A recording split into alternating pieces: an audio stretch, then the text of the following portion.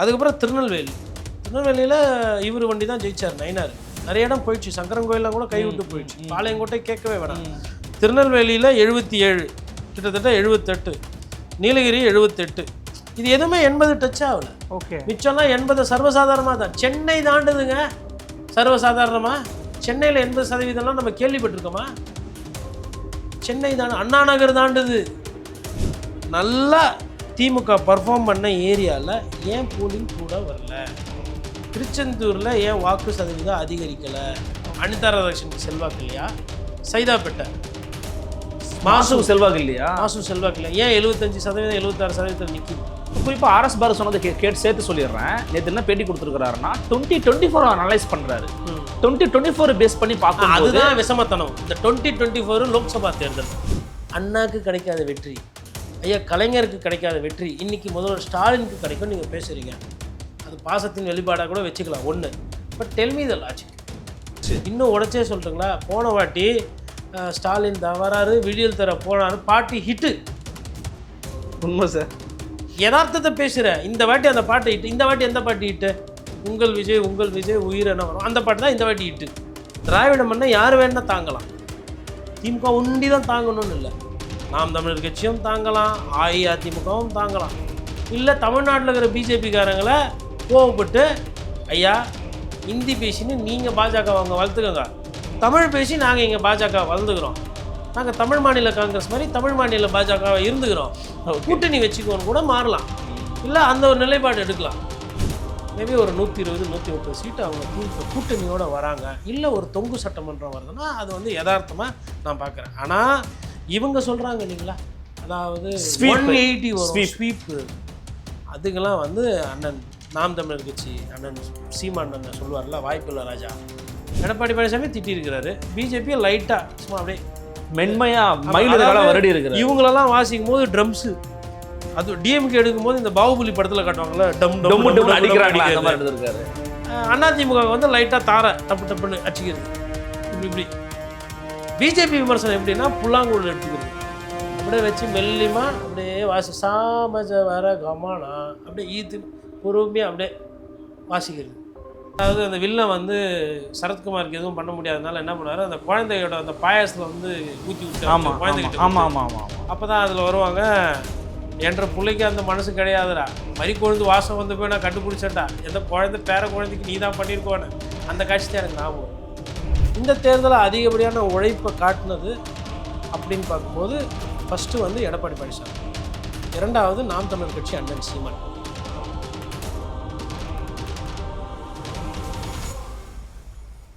நிம்மதி property management. Contact 7667008999. நலம் தரும் நல்லார் சித்த மருத்துவமனை. இதய நோய், சர்க்கரை நோய், பக்கவாதம், சிறுநீரக பிரச்சனை, தண்டுவடம் மற்றும் மூட்டு பிரச்சனைகளுக்கு மிகச்சிறந்த மருத்துவமனை. கிருஷ்ணகிரி, சென்னை மற்றும் மதுரை. தொடர்புக்கு 8807666117 மற்றும் 8807666118. ஃபோர்த் ஸ்டேட் தமிழ் நேயர்களுக்கு அருள்மொழிவர்மனின் அன்பார்ந்த வணக்கங்கள். இது உங்கள் ஃபோர்த் ஸ்டேட் தமிழ் வழங்கும் பெருந்தனும் பெருதுகள் நிகழ்ச்சி. நம்மோடு இன்றைக்கு மீண்டும் இணைகிறார் மூத்த பத்திரிகையாளர் மரியாதைக்குரிய திரு கோடீஸ்வரன் அவர்கள். வணக்கம். வணக்கம் நேயர்களுக்கு அன்பு வணக்கம். மிக்க மகிழ்ச்சி. உங்களுக்கு தெரிஞ்ச நிறைய சீனியர்ஸ் கூட பேசும்போது கூட ஜேர்னலிஸ்ட்டுகள்லாம் ஹெவி போலிங் நடக்குதுன்னா அது அரசுக்கு எதிரான ஒரு கொதிப்பை தான் காட்டுகிறது அப்படின்னு சொல்றாங்க.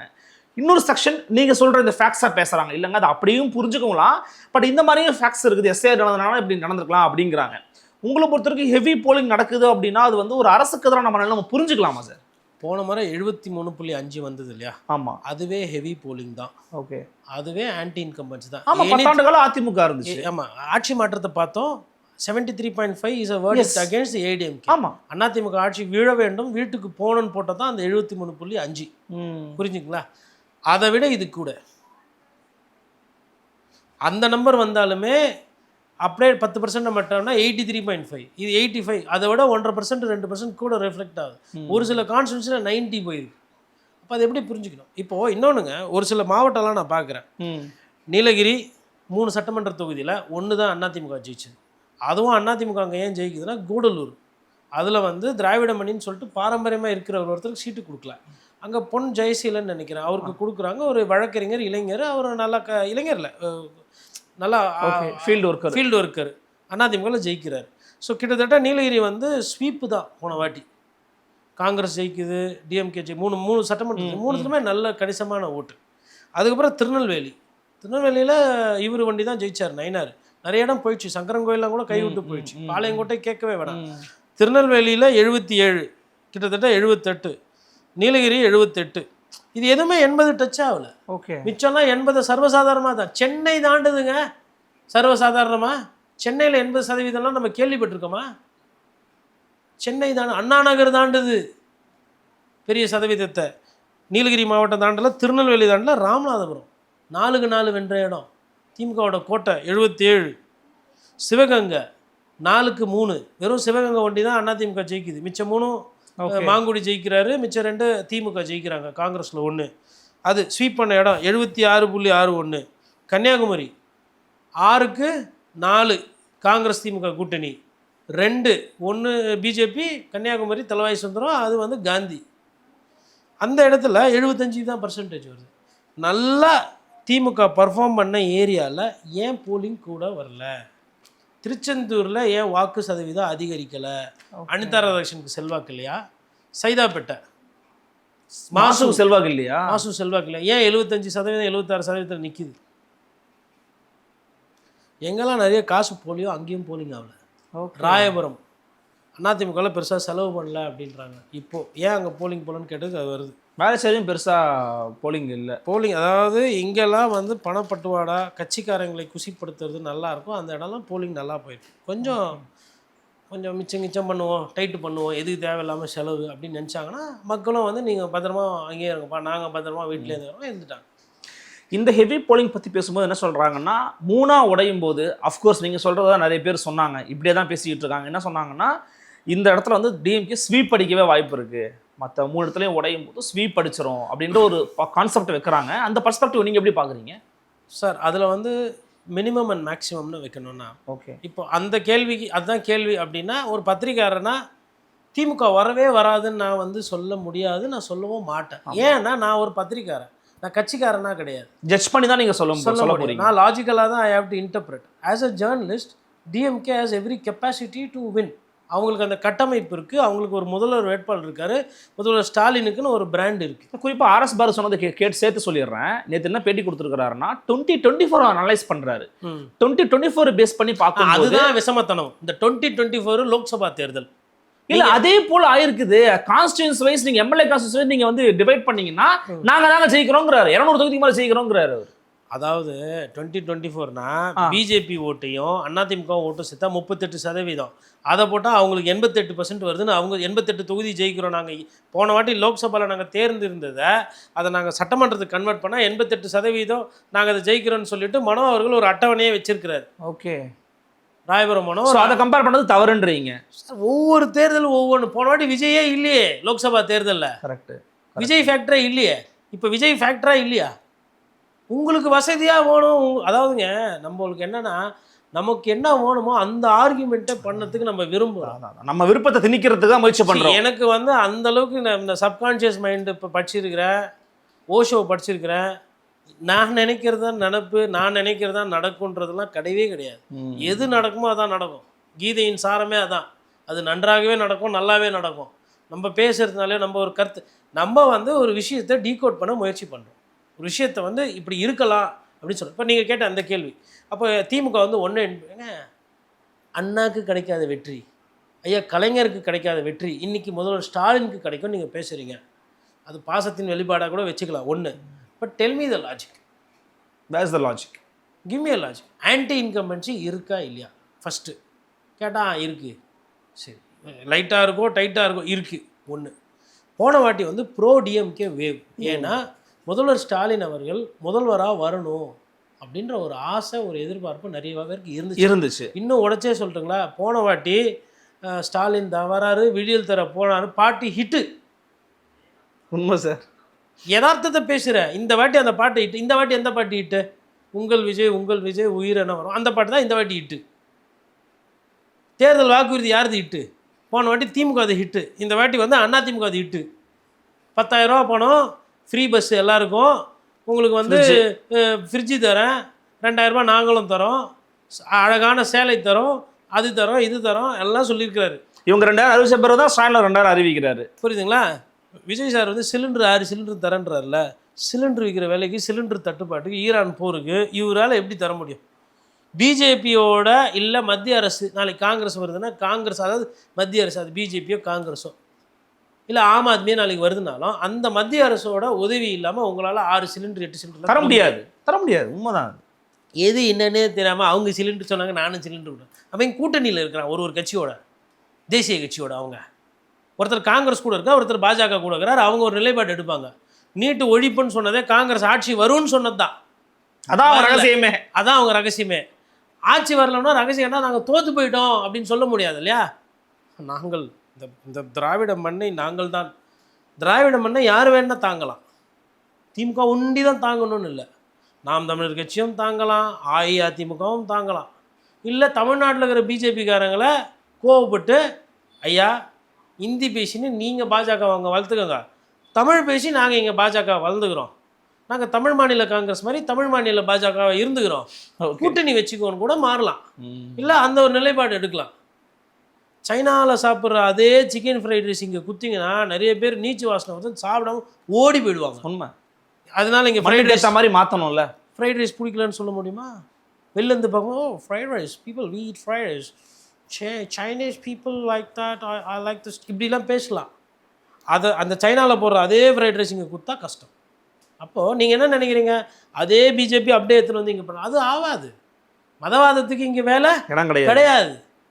சரி, அது தெரியுது.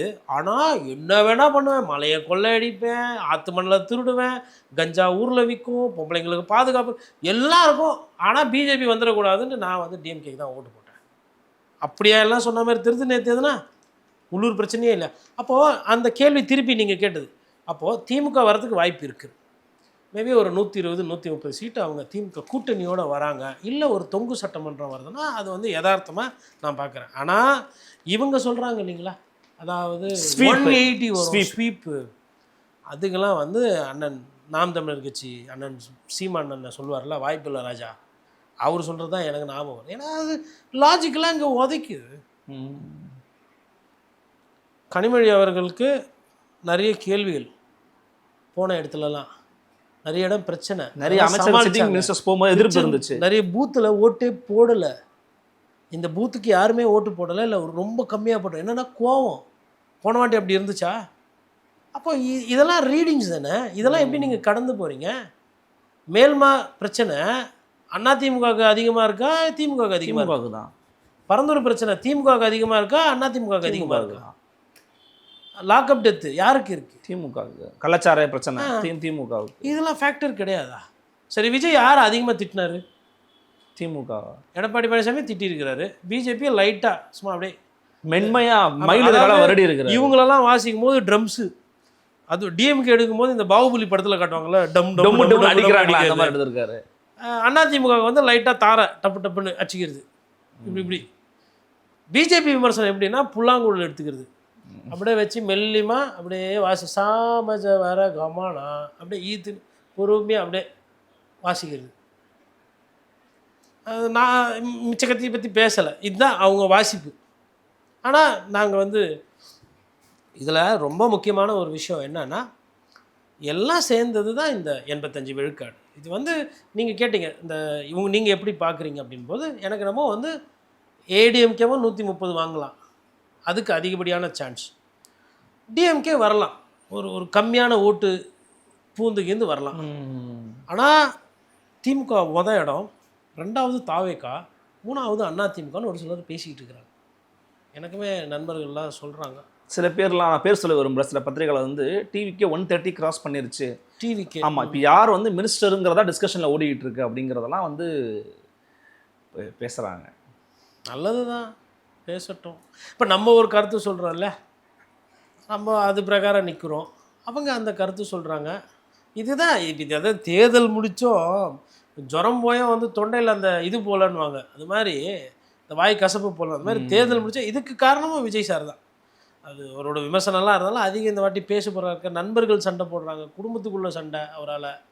அது ஏன் அப்படின்னா அவர் வந்து அந்த ஒரு வீட்டுக்குள்ளே வந்து அவரோட அந்த சக்ஸஸ்ஃபுல்லாக மார்க்கெட்டிங் பண்ணிட்டார்.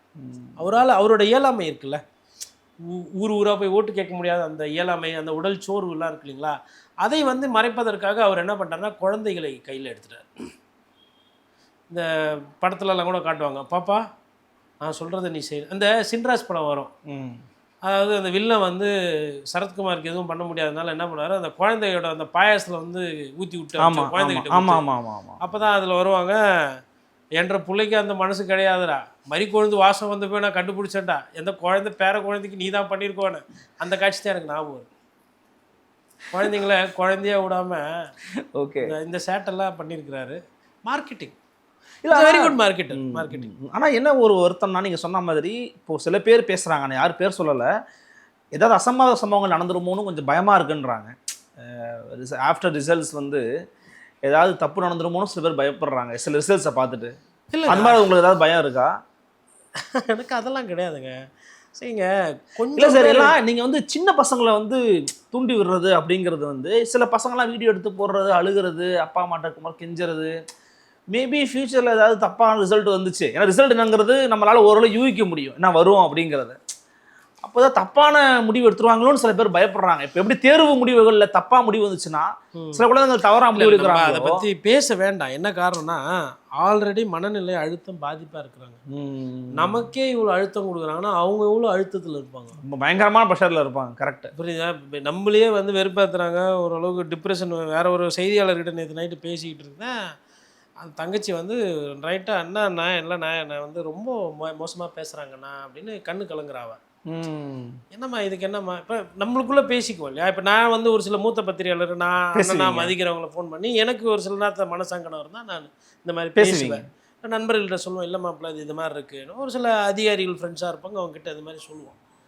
அந்த அவள் தங்கச்சி சொல்கிறா, இல்லைண்ணா ரொம்ப கேரக்டரை அசாசினேட் பண்ணுறாங்க, மூஞ்சை பற்றி இப்படி பேசுகிறாங்க, இப்படியெல்லாம் கமெண்டெல்லாம் இப்படி போடுறாங்க, ஃபேஸ்புக் ஐடியில் வந்து டேக் பண்ணுறாங்க. ஏன் அதெல்லாம் பார்க்குற? கடந்து போ. காய்ச்ச மரம் கல்லடி படத்தான் செய்யும், ஒன்றும் பண்ண முடியாது, மரமாக இரு, அவ்வளோதான். கரெக்டாக சொன்னீங்க. நிறைவாக ஒரு கேள்வி. உழைப்பு அடிப்படையில் பார்த்தோன்னா தமிழ்நாடு வந்து பேரறிஞர் அண்ணா தொடங்கி அதன் பிறகு ஐயா எம்ஜிஆர் இருக்கட்டும், ஐயா கலைஞர் கருணாநிதியாக இருக்கட்டும், அம்மையார் ஜெயலலிதா, எடப்பாடி பழனிசாமி, ஸ்டாலின், உதயநிதி, சீமான் வரைக்குமே உழைப்பு அப்படிங்கிறது ஒவ்வொரு தலைவரும் அந்தந்த தேர்தலுக்காக போடுவாங்க. நீங்கள் பார்த்த வரைக்கும் இந்த கடந்த ஒரு மாத காலத்தில் உழைப்பு ரீதியாக ஒவ்வொருத்தரும் எப்படி எவால்வேட் பண்ணுறீங்க? ஸ்டாலின் தொடங்கி விஜய் வரைக்கும் எப்படி பார்க்குறீங்க? இல்லை, நான் ஒரு மாத கணக்குன்னு நான் வந்தேன்னா விஜய் சாரை சேர்க்க வேண்டியது இருக்கும். சரி, விஜய் சாரையும் சேர்த்துக்குவோம்.